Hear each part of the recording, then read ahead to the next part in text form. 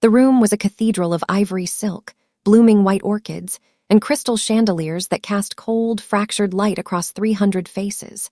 It was the grand ballroom of the Plaza Hotel, a playground for Manhattan's old money, and tonight it was supposed to be the launching pad for my new life. I stood just outside the double mahogany doors, my hand resting against the heavy gold handle. The silk of my wedding dress felt heavy, almost suffocating, against my skin. Through the glass partition, I could see my fiancé, Garrett Vance, laughing with a group of investors in tailored tuxedos. He looked perfect. But as I watched him, my eyes drifted to the welcome table near the entrance, where rows of embossed, cream-colored wedding programs sat in perfect geometric alignments. I had spent months writing the acknowledgments for those programs. I had spent years building the foundation that allowed us to stand in this room. But 10 minutes ago, I had picked up one of those fresh, crisp booklets and opened it to page 2. My name, Sarah Marshall, was entirely gone. In its place was a sweeping tribute to the Vance family legacy, a pristine corporate portfolio masquerading as a wedding itinerary. My parents, hard-working people who had spent their lives running a modest family bakery in Queens, weren't listed either. It was as if I was a ghost walking into my own marriage. I took a slow, deep breath, letting the cold air of the corridor steady the frantic beating of my heart. I am a woman who builds things from the ground up. I don't panic, and I don't hide. But as I stood there, looking down at my scuffed heels hidden beneath layers of expensive tulle, a memory flashed through my mind. It was a memory from 3 months ago, a rainy Tuesday evening at the Vance estate in Greenwich, Connecticut, when Garrett's mother, Eleanor Vance, had handed me a stack of catering invoices and said, "Sarah, dear, run through these and fix the line items before the board meeting tomorrow. An administrative assistant would charge us an arm and a leg, and you're practically family anyway." Before we get into the full scope of how that architecture of arrogance completely collapsed, please take a moment to like and subscribe, but only if this story truly resonates with the fighter in you. And drop your location and local time in the comments below. I want to know exactly where you are in the world right now as you listen to the truth unfold. Let me take you back to the beginning, to the fall of 2023, inside the frantic, steam-filled kitchen of Marshall & Co. Artisanal Catering in Long Island City. I was 26 years old, covered in flour and sweat, checking the temperature on a batch of slow-roasted duck breasts for a high-profile corporate gala. I built Marshall & Co. with nothing but a commercial lease, a second-hand convection oven, and a system of structural note-taking I developed in college to track food cost down to the penny. While other caterers focused on the theater of the plate, I focused on the architecture of the business. Within 3 years, we weren't just a catering company. We were the silent engine behind Manhattan's most exclusive culinary logistics, managing corporate supply lines and high society events across the tri-state area. I met Garrett Vance at one of those events. He was 30, tall, with dark hair swept back in a way that looked effortless but cost $100 at a salon in Tribeca. He was the vice president of acquisitions for Vance Holdings, a multi-generational real estate firm whose name was plastered on office buildings from Wall Street to Midtown. He smiled at me over a tray of seared scallops, and for the first time in my life, I let myself look past the spreadsheets. He was attentive. He drove me home in a sleek black sedan that smelled of expensive leather, and he didn't care that my apron smelled like rosemary and white wine. He told me I was brilliant. He told me he admired my drive. But love has a calculated way of masking the warning signs. When Garrett proposed 14 months later in a private dining room overlooking Central Park, he didn't just give me a ring. He gave me a seat at a table I didn't realize was already rigged. The shift happened the moment the wedding planning began. Eleanor Vance did not invite me to join the family. She drafted me into her service. The first dinner at the Greenwich estate set the tone. The house was a sprawling stone manor surrounded by centuries-old oaks, a monument to old money. Eleanor sat at the head of the long mahogany table, her diamond bracelets clinking against her crystal water glass like a tiny, aggressive metronome. "Sarah," she had said, her voice dropping into a practiced, polite register that felt like a velvet glove over an iron fist. "Since you understand food logistics so well, I've decided you will manage the vendor contracts for the wedding. It will save us the cost of an executive planner, and frankly, it will give you something productive to do while Garrett manages the real business of Vance Holdings. I didn't push back. I told myself it was a small sacrifice for a long-term partnership. I told myself that once the wedding was over, Garrett and I would build our own home, our own rules. So I became the silent coordinator. I reviewed the linen invoices, I renegotiated the liquor markups, and I spent my weekends typing out itineraries for 300 guests. But every time I handed over a completed spreadsheet to Alina, she would look it over with a critical eye and say, "Good girl. This is what makes you useful." Garrett didn't notice the degradation. Or rather, he chose not to see it. Whenever I brought it up in the quiet of his apartment, he would run a hand through his hair and say, "Sarah, baby, let Mom have this. She's old school. Once the ring is on your finger, we're out of her hair. Just get us through the dinner." But the dinner wasn't the goal. It was the final test of my obedience. 2 weeks before the wedding, the true financial architecture of the Vance family began to crack open in front of me. I was sitting in the study of the Greenwich Manor, surrounded by open ledgers, trying to reconcile a discrepancy in the venue deposit for the plaza. The Vance Holdings corporate accounts were mixed in with the wedding folders, a sloppy mistake by Alina's personal bookkeeper. Out of sheer habit, my eyes tracked the numbers. I read the cash flow statements, the debt service ratios, and the outstanding commercial lines of credit. My blood went cold in my veins. Vance Holdings wasn't an empire. It was a hollow shell. 3 of their major midtown properties were severely overleveraged. Their tenant occupancy had dropped by 40% over the fiscal year, and they were surviving entirely on short-term high-interest bridge loans. But the most devastating line item was an incoming monthly corporate stipend from an anonymous parent company listed as *M Logistics Group LLC*. That monthly infusion was the only reason the Vance family could afford the property taxes on the Greenwich estate, the country club memberships, and the very tailored suits Garrett wore to board meetings. I stared at the name *M Logistics Group LLC. My hands began to shake. M Logistics was a shell corporation I had established 18 months ago under the advice of my corporate attorney to handle the B2B supply chains and high-volume corporate contracts for Marshall & Co. Catering. It was my proprietary logistics network. The Vance family wasn't funding our high society lifestyle. I was funding theirs. They had signed an exclusive commercial acquisition deal with a major hospitality conglomerate 6 months prior, using an intermediary that routed the venue management and culinary supply lines directly through M Logistics.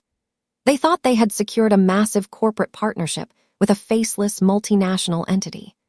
They had no idea that the faceless entity was the quiet girl from Queens they treated like an unpaid secretary at Sunday dinners. I sat in that dark study for a long time, the green shaded lamp casting long, clinical shadows across the forged elegance of their family ledgers. I didn't cry. I didn't storm into the living room to confront Garrett. I simply took out my personal phone, snapped high-resolution photographs of every single page of the corporate audit, and sent them directly to my lead corporate attorney with a 2-word message: hold activation.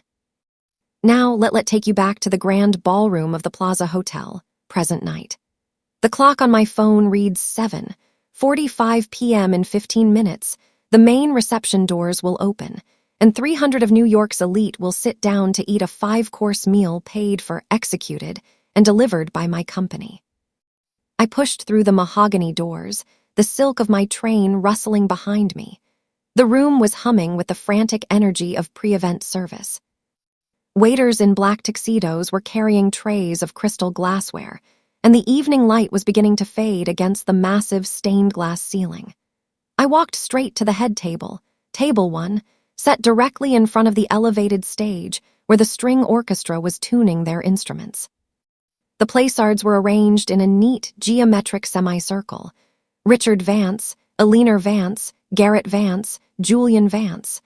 All the seats of honor were filled with the legacy of the Vance bloodline.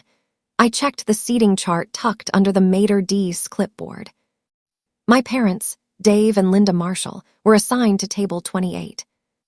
Table 28 was located at the absolute back of the ballroom, wedged tightly between the service swinging doors that led to the hot kitchen and a heavy velvet curtain that hid the service trays. The overhead lighting above their table was a dull, utility fixture, completely separate from the sweeping amber glow of the main chandeliers. It was the table you give to people you don't want your important guests to see. It was the table you give to an embarrassment. I found Alina Vance near the bar, sipping a glass of vintage champagne, surrounded by 3 women from her charity board. She looked like a queen in her emerald green gown, her skin smooth from expensive procedures, her smile radiant and utterly empty. "Alina," I said, my voice level, cutting through the laughter of her friends. "Why are my parents at table 28? She didn't blink. She turned to me, her smile broadening into that condescending mask of hospitality. "Oh, Sarah, dear, don't worry about the seating. The front tables are reserved for the primary investors and the board members of the Vance Foundation. Your parents will be much more comfortable near the back. It's closer to the exit, and frankly, they won't feel pressured by the high society conversation. It's a matter of appropriateness, darling." One of her friends chuckled softly into her champagne glass. I turned my head and looked at Garrett, who had just walked up beside his mother. He looked at me, then down at the floor, adjusting the diamond cufflinks Alina had given him as a pre-wedding gift. "Garrett," I said, looking straight into his eyes, "do you think it's appropriate for my parents to sit next to the kitchen door at my own wedding?" He sighed, that practiced, patient sigh of a man handling a difficult client. "Sarah, please, there are 300 people out there. Let's not make a scene on our wedding day. My family has certain obligations. We'll fix it tomorrow, okay? Just get through the dinner." "Tomorrow," I repeated, the word tasting like ash in my mouth. "Yes, tomorrow," Alina chimed in, patting my arm with her cold, heavily ringed hand. "Go touch up your makeup, Sarah. The photographers are waiting and you look a bit flush. Know your place tonight, dear. It's Garrett's big moment." I looked at the 2 of them, the mother who had erased my name from the programs, and the son who sat in silence while his family treated my blood like background noise. They thought they had won. They thought they had successfully trained the baker's daughter to sit quietly at the edge of their frame. I stepped back, a small, genuine smile forming on my lips for the first time all day. "You're right," I said quietly, looking at Garrett. "The Part 1 target, tilde 2,000 words. My name is Sarah Marshall, and I am 28 years old. Last night, I stood in the grand ballroom of the Plaza Hotel, wearing an $80,000 custom silk gown, surrounded by 350 of Manhattan's elite. Up on the stage, my future father-in-law raised his crystal champagne flute to announce the union of the year. But as the spotlight shifted to me, a waiter handed me a single, crisp leather binder containing the final printed wedding programs. I opened it to page 2. My name was completely missing. In its place, under a massive gold monogram, my future husband's family had listed me as the event coordinator and assistant to the Vance estate. When I looked up, my fiancé's mother smirked at me from table 1, whispering to a prominent real estate investor while pointing at my table near the service kitchen. They thought they had successfully erased me. They thought I was just the quiet, compliant middle-class girl their son had brought home from a boutique catering company. What none of those 350 high society guests knew, and what my fiancé's family was about to discover in front of every camera crew in the room, was that my private holding company entirely funds their entire lavish lifestyle. The multi-million-dollar trust funds, the Park Avenue penthouse, the country club memberships, and every single plate of seared Chilean sea bass the guests were currently eating were paid for entirely by me. And I was about to use the main toast to pull the rug out from underneath their entire empire. Now let me take you back exactly 2 years, to a rainy Tuesday morning in October, to a pristine corporate kitchen in Long Island City, and the day I first met Julian Vance. I grew up in an entirely different world than the one I currently inhabit. My father was a baker who spent 40 years waking up at 3:00 a.m. to knead dough in a small storefront in Queens. My mother was a school secretary who kept our family finances tracked down to the exact penny in a worn leather ledger at our kitchen table. They valued 2 things above all else: absolute financial independence and relentless, quiet hard work. I inherited both. By the time I was 26, I had built Aura Hospitality and Logistics from a single delivery van into one of the most exclusive, hyper-premium commercial catering and event supply syndicates on the East Coast. We didn't just provide food. We owned the supply chains, the imported linens, the artisanal ghost kitchens, and the high-end staff agencies that every elite gala in New York relied upon. I kept my face entirely out of the press, operating through a dense layer of corporate entities and holding groups. I liked the anonymity.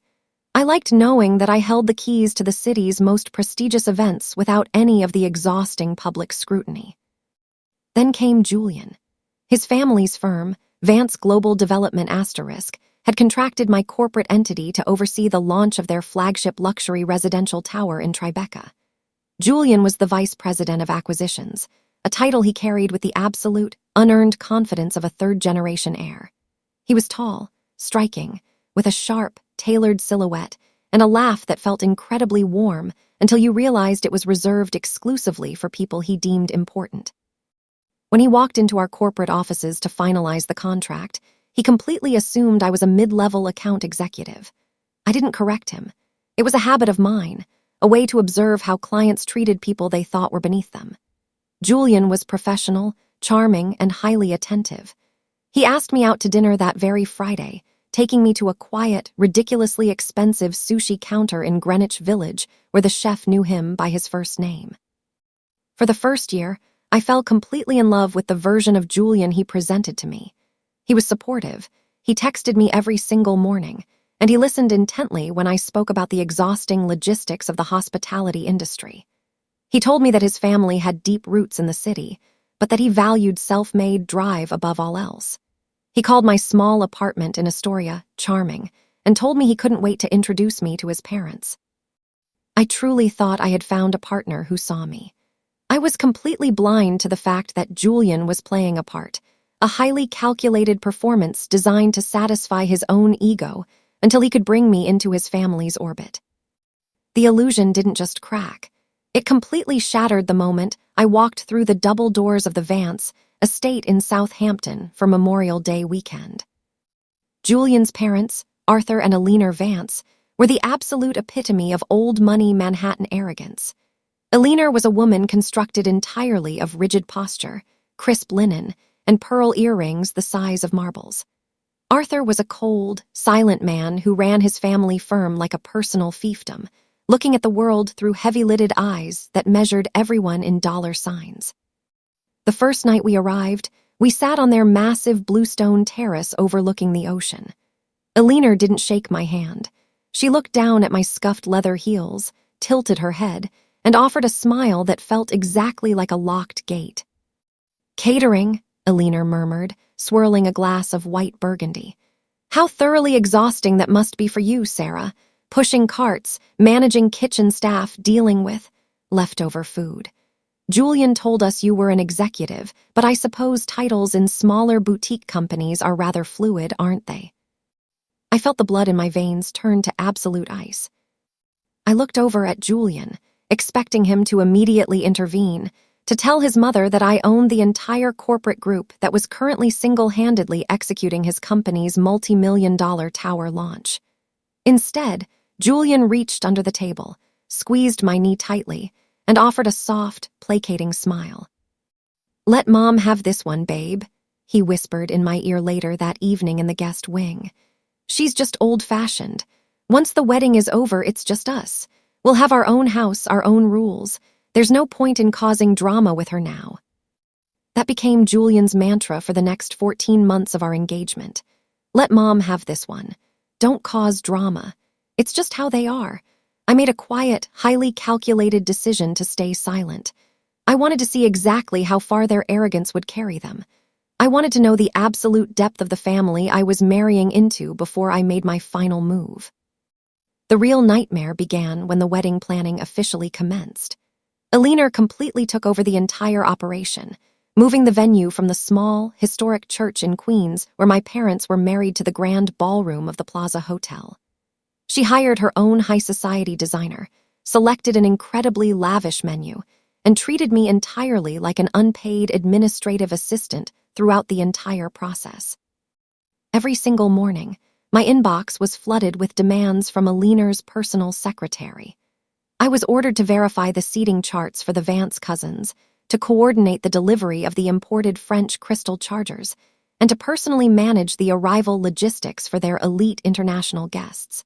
Whenever I tried to input my own choices, Aliner would dismiss me with a wave of her manicured hand. "Sarah, sweetie, you simply don't understand the level of expectations we are dealing with here," she said during a tasting session, completely ignoring my notes on the flavor profiles. "This isn't a borough block party. This is a Vance event. The mayor will be in attendance. CEOs of Wall Street banks are flying in. We need someone who understands high society structure managing the details, not someone used to working the line." Julian sat right beside her during that meeting, eating a piece of artisanal duck confit, and said absolutely nothing. He didn't defend my taste. He didn't defend my intelligence. He had completely slipped back into the skin of a loyal Vance heir, looking at me not as his partner, but as a convenient, highly competent tool to ensure his mother's grand performance went off without a single hitch. But the absolute peak of their casual cruelty occurred exactly 2 weeks before the wedding. Arthur Vance's development firm had been quietly suffocating for nearly 3 years. A series of disastrous commercial investments in midtown real estate, combined with massive overleverage, had completely pushed Vance Global Development to the absolute brink of total insolvency. They were months away from a highly public, deeply humiliating bankruptcy that would have utterly destroyed their family name. Arthur had desperately approached a massive private equity firm, Apex Zenith Holdings *, begging for an emergency credit injection of $45 million to keep the company afloat.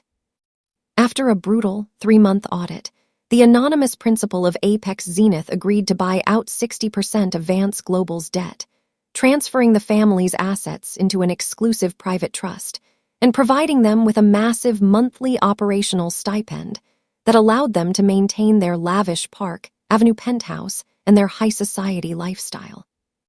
Arthur and Aliner truly believed that Apex Zenith Holdings was run by a consortium of foreign sovereign wealth funds. They had no earthly idea that Apex Zenith was a shell corporation entirely owned by my private syndicate. I had quietly bought their family's debt 6 months ago, not out of malice, but as a pure corporate acquisition because their real estate portfolio was valuable if managed properly. I had single-handedly saved them from absolute ruin, and they were currently surviving entirely on a monthly allowance that ran directly out of my corporate bank accounts. Yesterday afternoon, I arrived at the Plaza Hotel for the final rehearsal. I walked into the grand ballroom to find Aliner standing near the stage, holding a clipboard, berating one of my catering captains. When she saw me, she signaled her secretary to hand me a thick, heavy box of freshly printed wedding programs. "Sarah, make sure these are placed perfectly on every single gold charger plate before the guests arrive tomorrow," Aliner said, not even looking me in the eye as she adjusted a massive floral arch of white orchids. "And do ensure that the service staff doesn't smudge the gold foil lettering. It took hours to get the monograms exactly right." I took the box to the back of the room, sat down at a folding table near the service kitchen, and pulled out a single program. The cover was exquisite, ivory silk cardstock, heavy gold embossing, a classic Manhattan layout. I opened to page 2, where the bridal party and the family acknowledgments were detailed. My eyes scanned the elegant typography. Arthur and Aliner Vance were listed in massive, bold letters. Julian's sisters, his cousins, his extended associates were all given prominent paragraphs of gratitude. My parents, Dave and Linda Marshall, were completely absent from the page, and my own name, the name of the bride, had been completely omitted from the bridal section. Instead, tucked away at the very bottom of the credits in tiny, faint print, it read, "Special thanks to Sarah Marshall, event coordinator and assistant to the Vance estate, for managing the kitchen logistics and service staff." They had completely stripped me of my identity as the bride. They had turned me into an employee at my own wedding, an administrative afterthought to ensure their high society guests wouldn't think Julian was marrying down. I sat at that folding table for 20 minutes, staring at the printed page. The clanging of pots from the kitchen behind me felt incredibly loud. The voices of the decorators echoing across the grand ballroom felt miles away. My phone screen lit up on the table. It was a text message from my corporate CFO at Apex Zenith. The final wire transfer for the Vance Estates monthly stipend is pending your biometric authorization. $350,000 for their June lifestyle maintenance. Shall I release it? I looked up through the glass partition. Elinor was currently laughing with the hotel manager, gesturing grandly to the crystal chandeliers, completely secure in her kingdom of unearned luxury. Julian walked into the room, dressed in a flawless linen suit, completely ignoring me as he walked straight to his mother to clink glasses. I looked down at the phone screen, placed my thumb firmly against the glass, and cleared my throat. I didn't authorize the wire. Instead, I sent a short, four-word reply to my CFO, "Freeze everything. Now." I stood up from the folding table, placed the program neatly back into the box, and walked out of the ballroom with a completely level, icy calm. They wanted a performance. They wanted to show the world their absolute dominance over the quiet catering girl. And I was going to give them a show that would completely shatter their entire world in front of 350 of their closest friends. The morning of the wedding arrived with a brilliant, blinding Manhattan sun that poured through the floor-to-ceiling windows of my bridal suite at the Plaza Hotel. The room was a chaotic masterpiece of satin robes, half-empty champagne flutes, and the suffocating scent of expensive hairspray. 3 separate makeup artists were working under the frantic direction of Elinor's personal stylistic coordinator, treating my face like a canvas that needed to be aggressively corrected. I sat perfectly still in the velvet chair, my eyes fixed on the reflection of the massive ivory gown hanging from the central chandelier. I wasn't nervous. I wasn't sad. The cold, analytical clarity that usually took over my mind during a massive corporate merger had completely settled into my chest. Julian texted me at 11:30 a.m. "You look beautiful today, Sarah. Can't wait for the world to see us." I stared at the screen, noticing how he used the word asterisk us asterisk to describe what was actually just his family's grand public coronation. I didn't reply. I simply set the phone face down on the marble vanity and let the lace sleeves of my dress be fastened down to my wrists. By 3:30 p.m., the grand ballroom was entirely filled. Through the heavy, double mahogany doors, I could hear the deep, echoing hum of 350 high society voices clinking crystal glasses and laughing over the elegant strains of a 12-piece string orchestra. The air inside the corridor was thick with the scent of white orchids and old money. I stood in the holding area. My train pooled around my feet like a silk cloud, holding my father's arm. His hands were rough, weathered from 40 years of pulling blazing trays out of industrial ovens, his tailored tuxedo fitting him awkwardly around his broad shoulders. "Sarah, honey," he whispered, his voice trembling slightly as he looked around the gilded molding of the ceiling. "Are you sure you're okay? I saw the seating chart near the door. Your mother and we're all the way back at table 28, next to the kitchen. I don't want you to worry about us, but it feels like they're trying to hide us." I reached over and squeezed his hand, my grip tightening around his rough knuckles. "Don't worry about table 28, Dad. By the end of the night, everyone in this room is going to know exactly who you are. Just walk me down that aisle." The doors cracked open, and the sudden wall of light and sound hit us like a physical wave. The ceremony itself went off with absolute, performative perfection. I walked down the long, mirror-polished aisle, tracking Julian's face as he stood at the altar. He looked radiant in his custom Tom Ford tuxedo, a soft, self-satisfied smile playing on his lips as the cameras clicked around us. When he took my hand, his fingers were warm, completely unaware that the woman he was smiling at had quietly initiated the total freezing of his family's entire existence less than 24 hours ago. We exchanged vows that felt entirely hollow, spoken to a crowd that didn't know my name, under a floral arch that cost more than my father's bakery generated in a fiscal quarter. The officiant declared us partners. The crowd erupted into polite, gloved applause, and Julian leaned in to kiss me, whispering, "We did it, baby. Flawless." The transition to the reception was where the architecture of their arrogance truly began to deepen. As the guests filtered into the cocktail hour, I slipped into the grand ballroom ahead of the crowd to check the final table settings. The room was breathtaking, 20-foot tables draped in heavy, imported ivory linens, illuminated by thousands of floating candles. But as I approached Table 1, the absolute seat of honor directly in front of the center stage, my eyes locked onto the massive gold place cards. Arthur Vance, Eleanor Vance, Julian Vance, Julian's sisters, the CEO of Manhattan First National Bank, and 3 billionaire property developers. A tight, exclusive circle of power and prestige. I walked all the way to the back of the room, past the towering ice sculptures and the floral installations, until I reached the dark, suffocating corner near the service doors. Table 28. It was exactly where my father said it was. The table was practically rattling every time a waiter slammed through the swinging doors with a heavy tray of appetizers. A service cart loaded with dirty cocktail napkins sat less than 2 feet away from my mother's chair. The elegant amber uplighting that bathed the rest of the ballroom completely missed this corner, leaving it in a dim, utilitarian shadow. "Sarah, dear?" Eleanor's voice cut through the clatter of the kitchen doors before I could even turn around. She was gliding toward me, her emerald green Valentino gown sweeping across the floor, her emerald necklace flashing under the chandeliers like a warning light. "What are you doing all the way back here? The photographers are looking for you for the high society registry photos." I pointed directly at the service cart. "Why are my parents sitting next to the garbage disposal, Eleanor?" Eleanor didn't even flinch.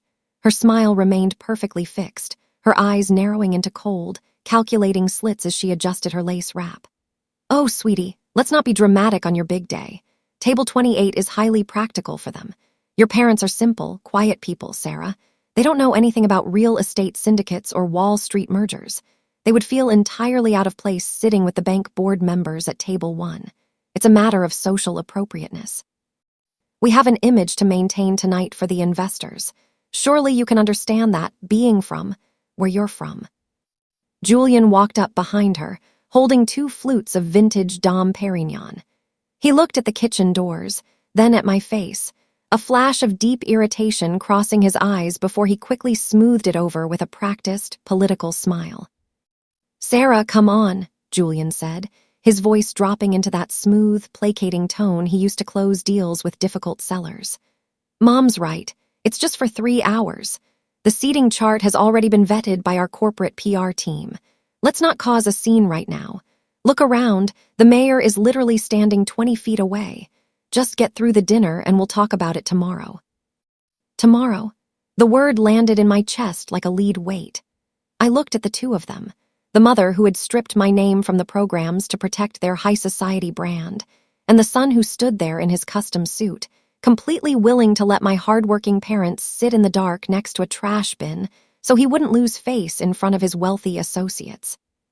They truly believed I had no choice but to comply. They believed that because they were the great Vance legacy, I would crawl into my assigned box and stay silent out of pure gratitude for being allowed into their world. The dinner service began, and the emotional breakdown within me didn't manifest as tears. It manifested as an arctic, unyielding rage. I refused to sit at the sweetheart table with Julian. Instead, I walked to the back of the room, pulled up an extra folding chair, and sat down at table 28 between my mother and father. The look of utter shock on Julian's face from across the room was spectacular. I sat there as the waiters pushed past my shoulder, the smell of kitchen grease and industrial dishwashers swirling around our heads. My mother clutched my hand under the table, her eyes red. "Sarah, please go back up front. You're the bride. You're ruining the photos." "I am exactly where I belong, Mom," I said, my voice completely level as I picked up my fork. "With the people who actually built this room." At 8:30 p.m., the dark moment arrived. Julian's sisters began their coordinated toasts, spinning a beautiful, fabricated narrative about how Julian had rescued a quiet, hardworking girl from the outer boroughs and brought her into the grand legacy of Vance Global Development. The crowd cooed, glasses clinked, and the cameras panned across the room, purposely avoiding the dim corner of table 28 where the bride sat in silent defiance. While they performed, my phone began to vibrate violently inside the hidden silk pocket of my gown. I pulled it out under the table. It was a barrage of frantic text messages from Arthur Vance's personal smartphone, routed directly to the automated corporate notification line of *Apex Zenith Holdings *. Urgent, our corporate credit lines have just been entirely locked by the primary lender. The monthly wire transfer of $350,000 failed to clear.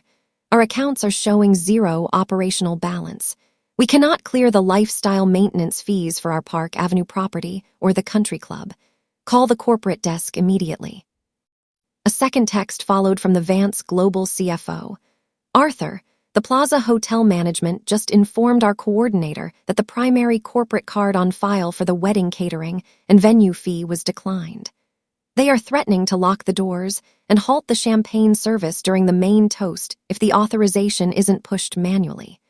We need the Apex Zenith principal to sign off right now. I looked up from the glowing screen.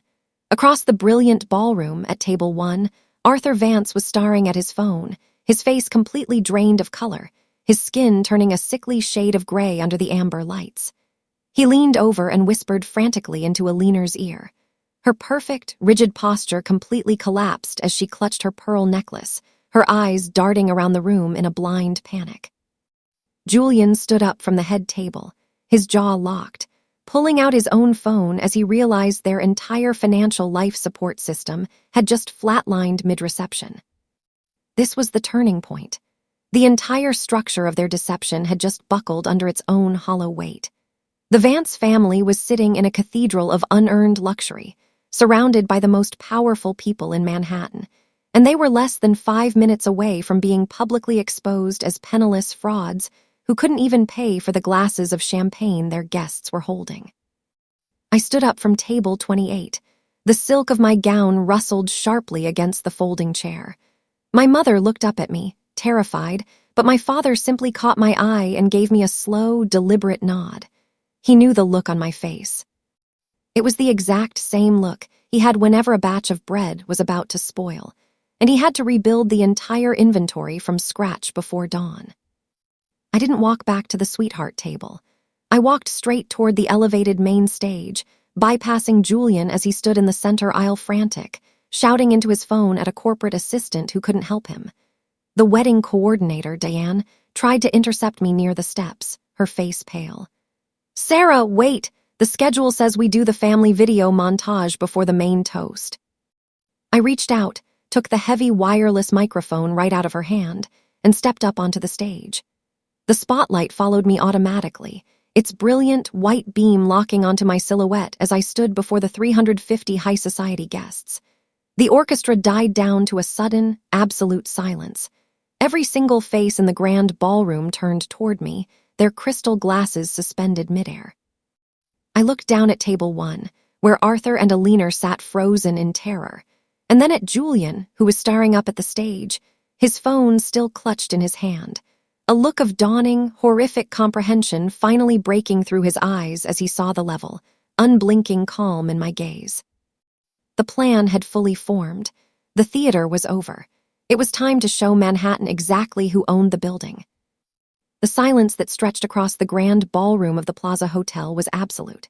The soft clinking of silver, the whispered conversations of Wall Street executives, the collective laughter of Manhattan's elite, all of it died instantly the moment I adjusted the microphone. The heavy white spotlight felt hot against my shoulders, casting long, sharp shadows across the ivory silk of my custom gown. I looked down from the elevated stage at the 350 faces staring up at me. At table 1, Arthur Vance was staring blindly at his phone, his thumb tapping the screen with an erratic, desperate rhythm as he realized their corporate lifeline was dead.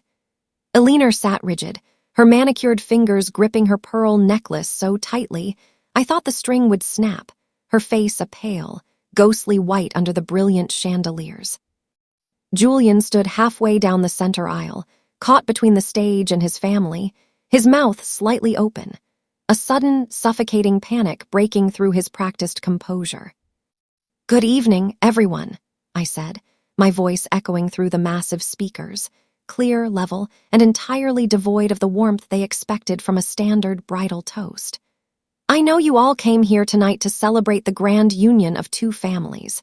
You came to celebrate the merger of the great Vance legacy with a quiet, ordinary girl from Queens. You've listened to beautiful stories about how Julian rescued me from a small boutique catering business and brought me into the world of high society real estate. A few guests at the front tables smiled uncomfortably, sensing a dangerous shift in the atmosphere. Julian took a step toward the stage, his voice a low, frantic hiss. "Sarah, please, put the mic down. We can talk about this privately." "But before we cut the cake," I continued, completely ignoring him as I locked eyes with a leaner Vance, "I think it's only fair that we take a look at the actual architecture of this wedding. If you open the beautifully embossed ivory programs sitting on your gold charger plates, you will find a highly detailed history of the Vance family. You'll find listed names of cousins, board members, and associates. But if you look closely at page 2, you will notice that my name, Sarah Marshall, is completely missing as the bride. Instead, I am listed at the very bottom as the event coordinator and assistant to the Vance estate, who managed the kitchen logistics." A collective, sharp intake of breath rippled across the ballroom. Heads began to turn, guests frantically flipping open the silk booklets on their tables, whispering in sudden, shocked realization. "My parents, Dave and Linda Marshall, are also entirely missing from those programs," I said, pointing the microphone directly toward the dark, suffocating corner near the service entrance. "They were quietly reassigned to table 28, hidden completely behind a velvet curtain next to the kitchen garbage disposal, so that the Vance family's prestigious investors wouldn't have to look at a retired baker and a school secretary." Eleanor Vance told me less than an hour ago that it was a matter of social appropriateness. She said they needed to maintain an image of elite luxury for this room. The ballroom fractured. Jim Henderson, one of Arthur's largest commercial real estate partners, pushed his plate forward, his jaw setting as he looked from me to table 28, then down at the Vance family. His wife covered her mouth in open disgust. The sheer vanity of the deception was laid completely bare under the white lights. "Sarah, stop this right now," Julian shouted, rushing toward the steps of the stage, his political smile completely gone, his face twisted in a mixture of blind rage and dawning terror. The security guards near the stage looked up at me, completely unsure of whether to intervene against the bride herself. "Don't take another step, Julian," I said, my voice dropping into an Arctic register that carried enough authority to halt him dead on the stairs. "You told me to sit quietly at table 28 and get through the dinner. You told me your family had corporate obligations to maintain. So let's talk about those corporate obligations. Let's talk about Vance Global Development." Arthur Vance stood up from table 1, his body trembling, his hands flat on the linen cloth as if he were trying to keep the entire table from collapsing. "Sarah, I warn you, if you damage our firm's reputation in this room." "Your firm's reputation is a hollow shell, Arthur." I cut him off, my voice carrying with absolute, factual precision. "Most of you in this room are here because you believe Vance Global is a multi-generational empire. The truth is, 3 of their major midtown commercial properties have been over-leveraged by 40% for nearly 3 years. They have been months away from a highly public, deeply humiliating bankruptcy. They survived this long because a private equity firm named *Apex Zenith Holdings quietly bought out 60% of their family's corporate debt, placing their assets into a private trust and funding their penthouse, their country club dues, and every tailored suit they are wearing tonight through a monthly operational stipend. The silence in the room was so heavy you could hear the soft, mechanical hum of the air conditioning units behind the heavy drapes. The mayor of New York leaned back in his chair, his expression shifting from amusement to absolute, cold calculation. Arthur and Eleanor truly believed that *Apex Zenith Holdings was run by an international consortium of foreign sovereign wealth funds, I said, looking straight at Julian's father. They had absolutely no idea that Apex Zenith is a private holding company entirely owned and funded by me. The multi-million-dollar trust funds you all talk about don't belong to the Vance family. They belong to the catering girl from Queens. The monthly allowance they use to perform their role as Manhattan royalty runs directly out of my private bank accounts. That's a lie, Elinor screamed from table 1, her composure shattering completely as she stood up, her diamond bracelets clinking violently. You're a caterer, you push carts. Arthur, tell them she's lying. But Arthur couldn't say a single word.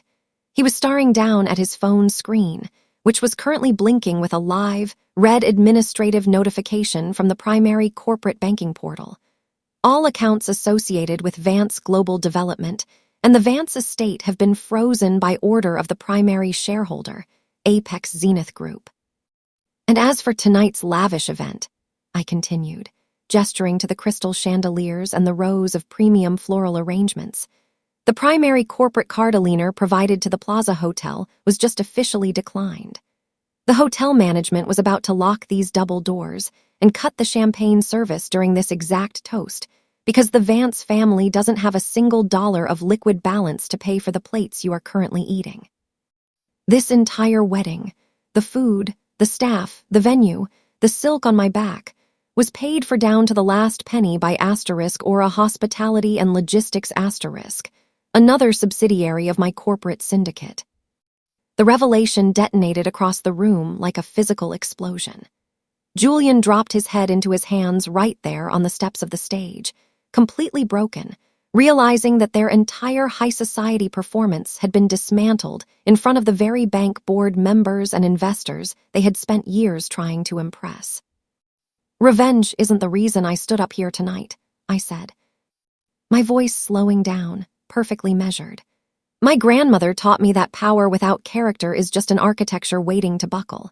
I spent 14 months staying silent because I wanted to see if Julian was brave enough to choose partnership over a family brand. He wasn't. He chose the seating chart. He chose to put the people who paid for his lifestyle next to the kitchen garbage disposal so he wouldn't look bad in front of old money. I reached up, unpinned the heavy diamond veil from my hair, and placed it down onto the edge of the podium neatly, cleanly, the exact way my mother taught me to fold things we were letting go of.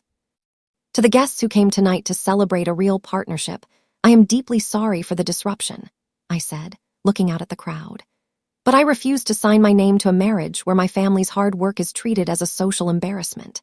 To the Vance family, your monthly corporate stipend has been permanently revoked as of 8:00 p.m. tonight. You have 30 days to liquidate the Park Avenue penthouse to cover your outstanding commercial liabilities to Apex Zenith. The doors to my kitchens are closed to you forever. I turned, stepped away from the microphone, and walked down the back steps of the stage. My heels clicked sharply against the polished wood, a steady, unbothered rhythm that echoed across the silent ballroom. I walked straight to table 28. My father stood up, a massive, unyielding smile breaking across his weathered face, and my mother reached up to wipe a single tear from her cheek. This time, it wasn't a tear of shame. It was a tear of absolute, soaring pride.